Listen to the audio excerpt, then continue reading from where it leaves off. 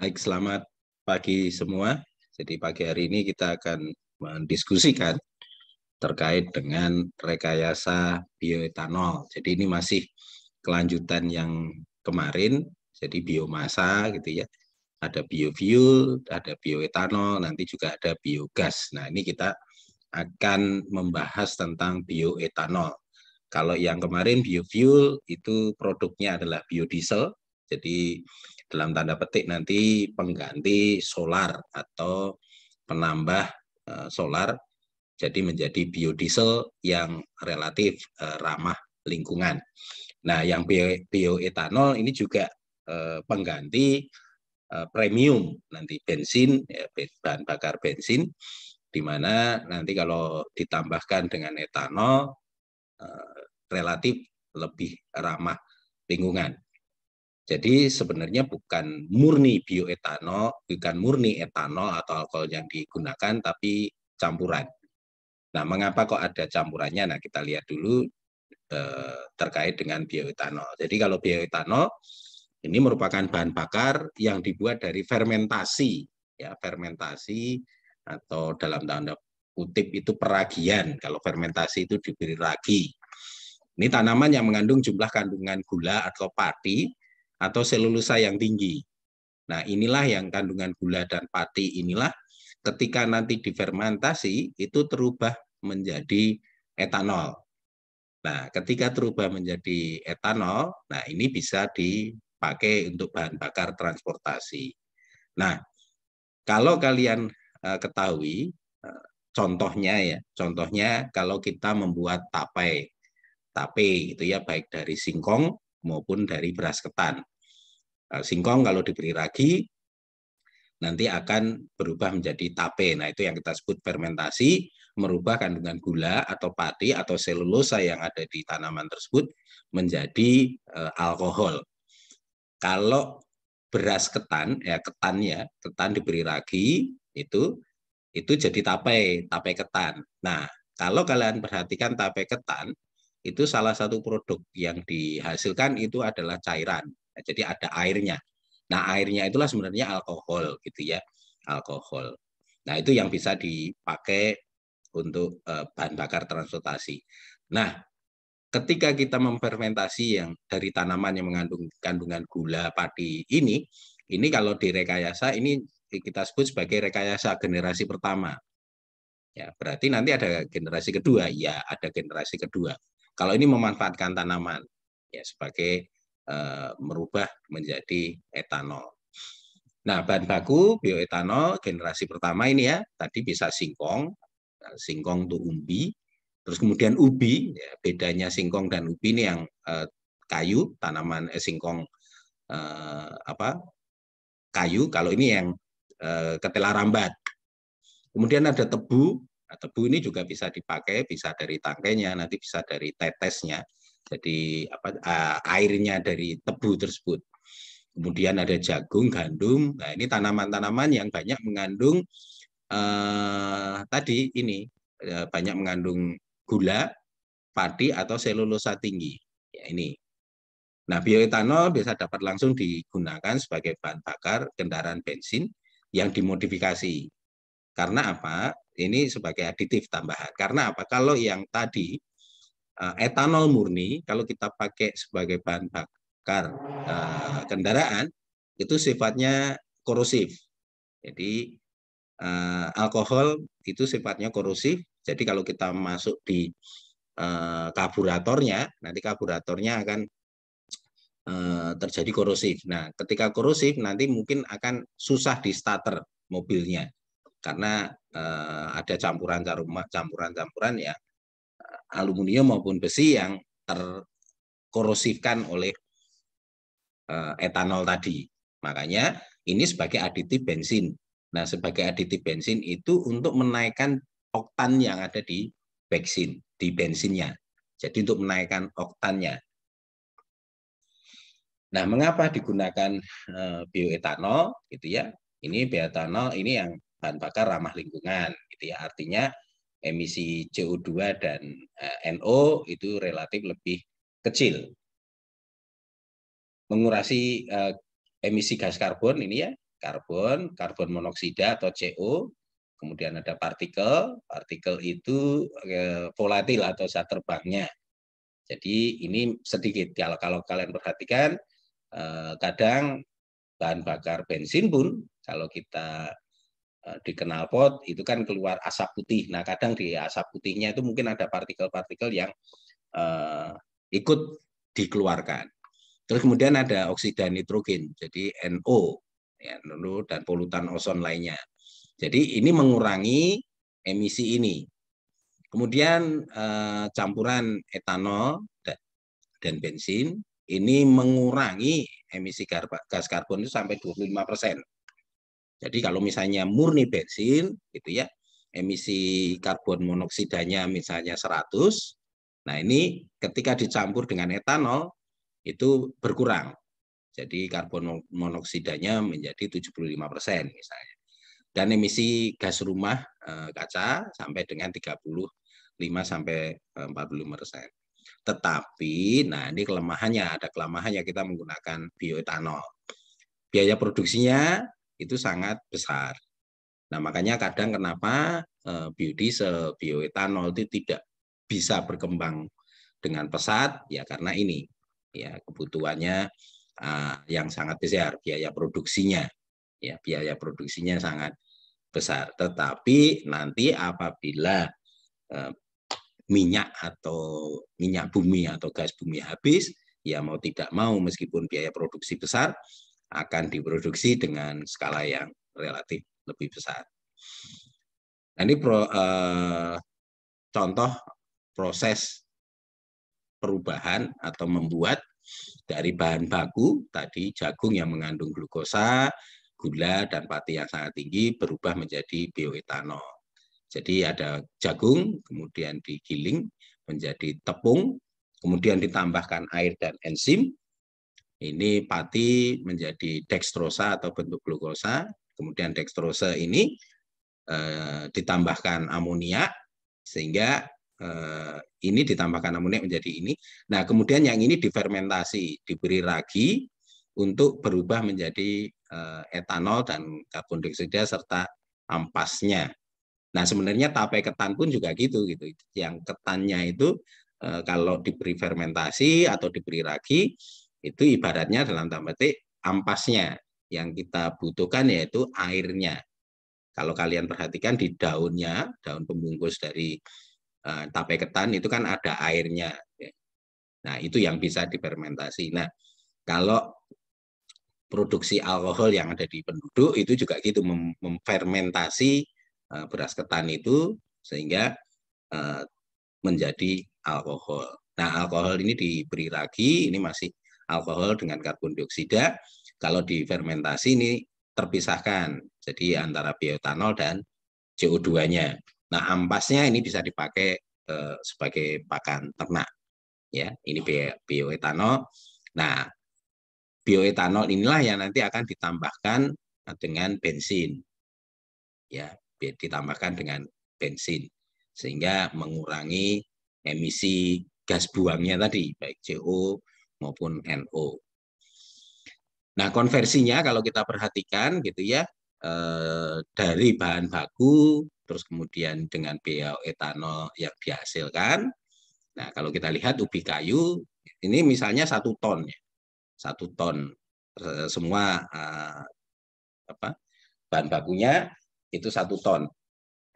Kemudian kalau ubi kayu, dalam 1 ton ubi kayu itu kandungan gula itu sekitar 250 sampai 300 kg.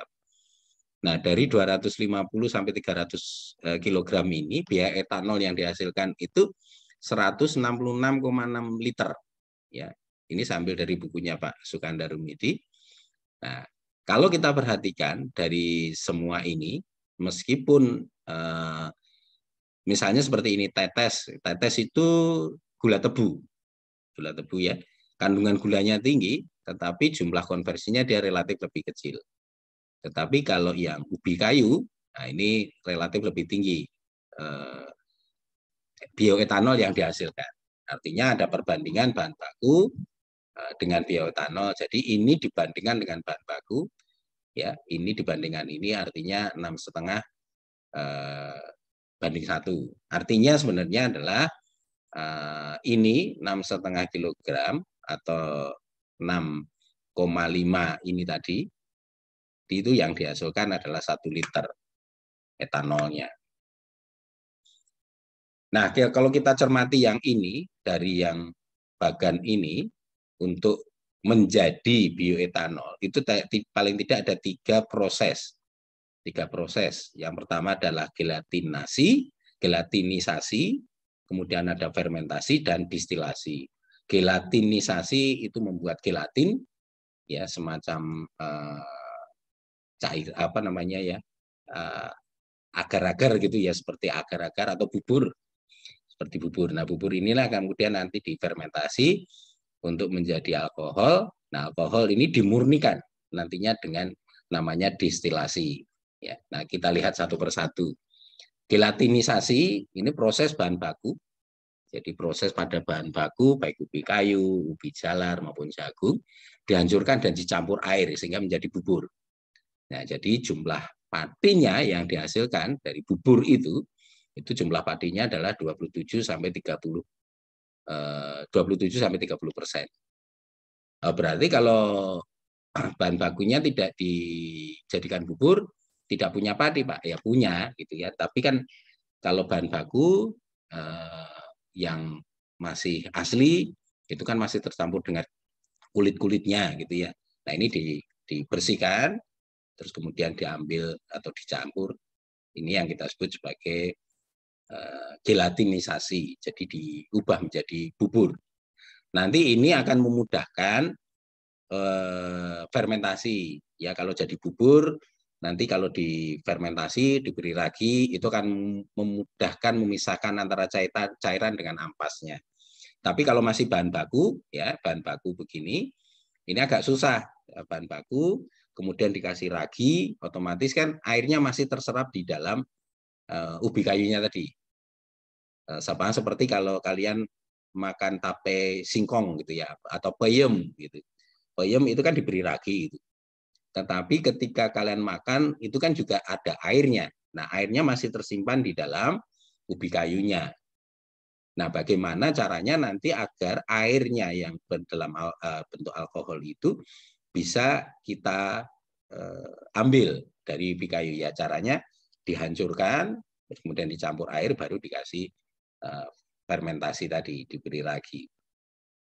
Nah, dari fermentasi tadi, ya dari gelatin bubur tadi dengan tingkat padi yang sekian, terus kemudian difermentasi, itu merubah glukosa menjadi bioetanol atau etanol dengan menggunakan yeast atau ragi tadi ya. Nah, ini kadarnya yang diperoleh biasanya alkohol dengan kadar 8-10%. Nah, kalau 8-10% ini kalau ini kan belum murni ya, jadi belum murni, nanti masih dipisahkan lagi, dimurnikan lagi, kita mendapatkan benar-benar ya alkohol murni. Ini kan masih ada campuran dengan air dari fermentasi ini. Kemudian didistilasi, dimurnikan. Jadi berkadar lebih dari, jadi yang alkohol tadi kadarnya ini nanti dimurnikan sehingga kita mendapatkan alkohol yang 95%. Nah, 95% inilah yang dapat digunakan sebagai bahan bakar. Nah, kemurniannya itu sekitar 40% yang tadi harus didistilasi untuk memisahkan ini. Jadi distilasi itu pada prinsipnya memisahkan alkohol dengan air. Distilasi itu dipanaskan, air yang tadi ini hasil fermentasi itu dipanaskan. Nah, ketika terubah gitu ya menjadi uap air didinginkan, nanti akhirnya akan mendapat alkohol dengan kadar yang relatif lebih murni, benar-benar alkohol, bukan campuran dengan air. Kalau yang ini masih campuran dengan air. Ya, ini prosesnya untuk memisahkan antara alkohol dengan air. Tetapi juga harus dipertimbangkan titik didihnya. Jangan sampai nanti ketika kita memanaskan air yang hasil fermentasi ini terlalu panas sehingga hilang semua. Nah, alkohol biasanya titik didihnya relatif lebih rendah dibanding dengan air. Nah, ketika sudah dididihkan, kemudian diembunkan, ya diembunkan. Sama seperti ya kalian membuat minyak kayu putih itu prosesnya juga distilasi. Jadi daun itu dimasak, terus kemudian keluar uapnya, uapnya didinginkan, nah, keluarnya nanti minyak kayu putih. Nah, air sama. Yang ini hasil fermentasi tadi, air yang masih bercampur dengan alkohol, dipanaskan, keluar keluar uap airnya diembunkan. Nah, ketika diembunkan, nanti yang keluar adalah alkohol murni. Nah, ini dapat dicampur ya. Bioetanol ini dapat dicampur dengan premium untuk meningkatkan nilai oktannya ini. Ya, nilai oktan bioetanol 98%, ini adalah sebesar 115. Nah, sedangkan bioetanol sendiri itu mengandung 30% oksigen, sehingga campuran bioetanol dengan gasolin itu dapat dikategorikan sebagai high octane gasoline atau HOG. Nah, apabila kita mencampur 15% bioetanol ke bensin, itu setara dengan Pertamax yang RON 92. Kemudian campuran yang sebanyak 24% bioetanol itu setara dengan Pertamax Plus yang RON 95. Ya. Kemudian, nah ini yang saya sampaikan di awal tadi, karena bioetanol itu bersifat korosif dan membuat mesin relatif sulit di starter. Ya. Nah ini kalau misalnya murni bioetanol itu ya harus diperhatikan. Jadi logam-logam yang tidak korosif apabila memakai etanol. Ya. Nah itulah kenapa harus dicampur dengan bensin agar tidak korosif sehingga nantinya tidak bermasalah di mobil. Nah sekarang juga mungkin sedang dikembangkan gitu ya mobil-mobil dengan bahan bakar etanol, tetapi dengan logam-logam tertentu yang tidak bereaksi dengan alkohol. Ya. Nah etanol ini apabila dicampur dengan bensin ini mengurangi konsumsi, ya, mengurangi bahan bakar minyak bumi. Ya jelas karena nanti dicampurkan. Jadi kita mengurangi pemakaian bahan bakar minyak bumi. Karena misalnya begini, biasanya kalian 100 liter bensin, tetapi dengan bioetanol kalian hanya cukup misalnya 75 liter bensin dicampur 25 liter bioetanol. Nah di Amerika Serikat ini sudah dikembangkan, ini namanya gasohol, gitu ya, gasoline alkohol. Ada yang E10 dan E85. E10 itu artinya 10%-nya etanol. E85 ini 85%-nya etanol. Kemudian kalau di Brasil itu bensin tipe C, oktan tinggi. Ini etanolnya sekitar 20 sampai 25%. Ya. Di Amerika sudah dikembangkan ini. Nah, tinggal di Indonesia sepertinya yang dikembangkan itu baru biodiesel. Biodieselnya. Nah, ini mengurangi emisi, ya, mengurangi polusi. Nah, ini kalau kita perhatikan hasil emisinya E10 tadi dan E85 yang campurannya, jadi 10% campuran etanol, 80% campuran etanol, ini setelah dilakukan uji, ini ya, karbon monoksidanya berkurang 25-30%. Nah, kalau kita pakai yang E10, kalau pakai yang E85, ini bisa berkurang 40%. Ya. Kemudian karbon dioksida ya, berkurang 10%, tapi kalau yang E85 ini 14-20%. Kemudian nitrogen ini berkurang 5%, sedangkan yang ini 30%. Artinya semakin banyak campuran alkoholnya, itu emisi gas buangnya ini juga berkurang jauh, relatif lebih banyak, ya relatif lebih banyak. Karena emisi-emisi inilah yang nanti akan mencemari lingkungan. Emisi-emisi inilah yang mengikat oksigen di dalam atmosfer. Ketika mengikat oksigen di atmosfer, apa yang terjadi? Lapisan ozon kita bolong, gitu ya. Ini kalau CO untuk bisa stabil itu kan membutuhkan oksigen lagi. Jadi ketika ini dikeluarkan oleh apa namanya mobil, gitu ya, dikeluarkan mobil ke udara, CO ini nanti mengikat oksigen-oksigen yang ada di atmosfer. Nah, sementara ozon itu kan O3, gitu ya. Kalau ada emisi CO, terus di sini ozonnya O3, otomatis O yang ada di ozon tadi, O3, satunya akan bereaksi dengan CO-nya. Ketika bereaksi, otomatis dia menjadi O2. Ya, itulah makanya kenapa lapisan ozon itu bisa bolong, ya, bisa bolong. Karena dia salah satu O-nya itu dipakai oleh karbon monoksida ini. Ya. Ini beberapa sulfur dioksida, ini juga terjadi pengurangan. Sulfur dioksida ini adalah SO2. SO2. Kalau SO2 nanti dikeluarkan oleh dari kendaraan ke udara, nanti akan mengikat oksigennya. Kalau sulfur dioksida, dia akan menjadi SO4 nanti. Dia butuh oksigen yang 2. Nah, bayangkan kalau ozon itu O3, kepake 2, dia hanya bisa jadi 1. Makanya ada beberapa lapisan ozon di atmosfer ini yang bolong, ya karena ini.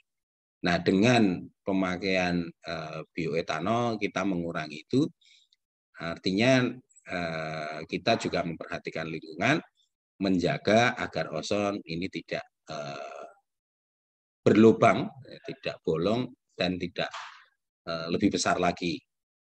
Ini yang sedang digencar-gencarkan bahan bakar yang ramah lingkungan. Nah, sekarang juga salah satunya air itu bisa dipakai untuk bahan bakar kendaraan. Nah, sedangkan tadi ini yang pakai bioetanol generasi pertama, memakai tanaman-tanaman yang mempunyai kadar gula, kadar pati, kadar glukosa yang tinggi. Nah, generasi kedua sedang dikembangkan. Ini bahan bakunya limbah, ya, limbah hasil perkebunan, kehutanan, dan pertanian. Artinya ini yang teknologi yang digunakan adalah pemurnian selulosa.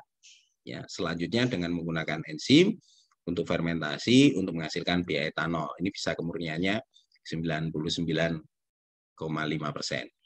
Nah, limbah-limbah perkebunan, ya misalnya dari panen jagung, itu kan ada limbah-limbah, ada batangnya, ada daunnya. Nah, mengapa tidak digunakan? Karena batangnya jagung pun dia mempunyai selulosa.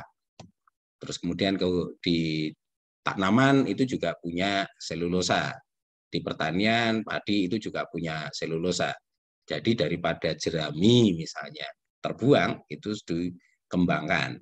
Diambil atau dimurnikan selulosanya. Selulosa itu bagian dari glukosa, zat gula yang ada di tanaman, terus kemudian ditambahkan enzim untuk menghasilkan bioetanol. Ya, ini yang generasi kedua yang sedang berkembang. Nah, skemanya kalau dari generasi kedua, gitu ya, tadi ada, kalau yang generasi pertama ada gelatinisasi, ada fermentasi, terus kemudian ada distilasi. Ini hampir sama. Jadi limbah perkebunan, ampas-ampas tebu, kelapa sawit, gitu kan, terus kemudian dimurnikan untuk diambil selulosanya murni, kemudian fermentasi.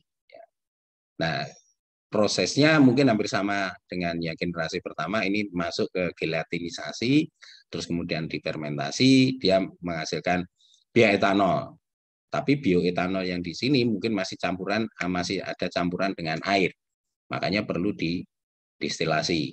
Distilasi terus kemudian dilakukan pressure swing absorption untuk menjadi etanol murni. Etanol murni ini yang dipakai untuk bahan bakar kendaraan. Ini skema generasi kedua. Kalau yang generasi pertama berarti ini bukan limbah. Ini bisa langsung ubi kayu, jagung, terus kemudian ubi jalar, tetapi ini dibuat menjadi seperti bubur, ya, seperti bubur. Kemudian bubur difermentasi untuk begini. Jadi tanpa melalui pemurnian selulosa. Kalau ini kan dari generasi kedua, dari ampas-ampas ini yang diambil adalah selulosanya. Ya, dari batang-batangnya, dari daunnya, itu diambil selulosanya. Nah, itu yang bisa saya sampaikan terkait dengan rekayasa bioetanol. Nah, ini saya ngambil gambar ini bagus sekali. Jadi ini ada bumi, ini ada energi-energi terbarukan, ada angin, matahari, mungkin dari minyak bunga matahari, ya, agar tercapai green energi, sehingga terjaga bumi kita dari kerusakan dan dari polusi. Mungkin itu yang bisa saya sampaikan. Silahkan kalau ada yang mau ditanyakan.